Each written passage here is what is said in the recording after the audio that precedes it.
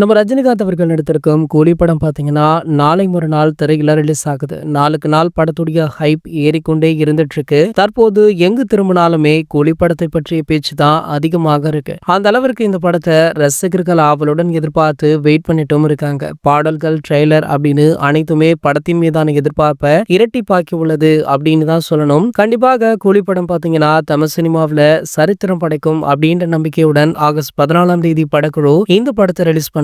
So இந்த நிலையில பாத்தீங்கன்னா, சமீபத்துல ரஜினிகாந்த் அவர்களுடைய மனைவி லதா ரஜினிகாந்த் அவர்கள் கூலி படத்தை பார்த்ததாகவும் படம் அவங்களுக்கு ரொம்பவே பிடித்து விட்டதாகவும் சொல்லியிருக்காங்க. சமீபத்துல கூலி படத்தை பார்த்த லதா ரஜினிகாந்த் அவர்கள் அசந்து போயிட்டாங்களாம். ரஜினி சாருடைய டாப் படங்கள்ல கூலி படம் ஒன்றாக இருக்கும் அப்படின்னு லதா ரஜினிகாந்த் அவர்கள் பார்த்த உடனேயே சூப்பர் ஸ்டாரிடமே இதனை சொல்லியிருக்காங்க. இது படத்தின் மீதான எதிர்பார்ப்பை பல மடங்கு அதிகரிக்க செஞ்சிருக்கு. பொதுவாகவே ரஜினி சாருடைய படங்களை லதா ரஜினிகாந்த் ரிலீஸிற்கு முன்பே பார்த்து விடுவாங்க.